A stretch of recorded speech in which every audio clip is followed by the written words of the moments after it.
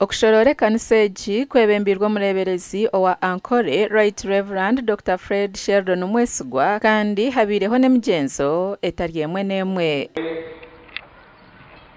Bishop Fred Sheldon Mwesigwa mureberezi wa Katanga mureberezi ebiro bitano okwa mukaga 2025 omwizina lya tatetwe neri omwana neri moyo kwera. Amen. Bishop Sheldon nashababikiriza okufahamagara gabo hamwe no kwekebeza endwara.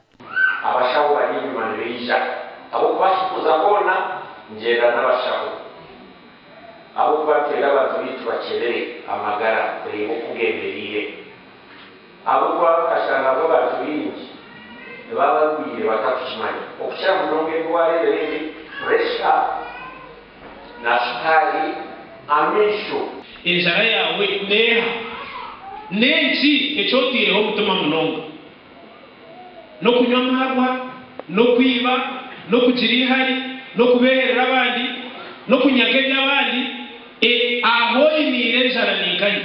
Abakristayo basimwa ahabwo kwehayo nebine byona okwombeka enji yarahanga. Simo mureberezi okutija kutukora umukoro kugira ngo tusima munonga kugira ngo kanisa yitu yakura yashorurwa yatunga izina akachiko kabombeka sima umuruzi wanje sima na kanisa yona kustaya kwabwo mwena kuzengita kubaza. Omukoro ogu gwahikwaho myishengero kazi ahabwambara district. Twenda kusima rahanga ahabwizoberi kandi nintwara umugisho gusima abakristayo ba All Saints Church Rubindi ahabwa manu gona kubatire mukombekera mukama. Omugandi Papa Leo wa 14 atorine Omunya-Uganda enzarwa yangora omumatemba gihanga lya Uganda okuba bishop omwihanga erya America. Otorinwe ni Monsignor Simon Peter Englert ow'emyaka 54 y'obukuru kandi ogu atorinwe kuba bishop owitware erya Huma Theodox ahatwire nakora nkomushuganisa ow'emirimo ninga mwete diocesan administrator.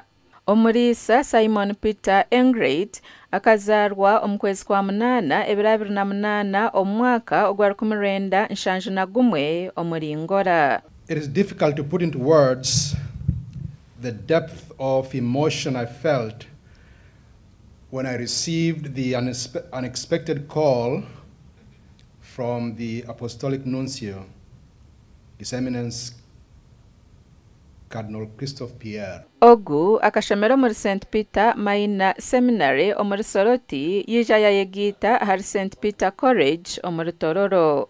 Omurisa Simon Peter Englert yazambyafayo okuba Munya-Uganda wokubanza okuhinduka omurisa omuri America. Amakuraga gashakwa Abdukarim Sengendo na Edison Chinene.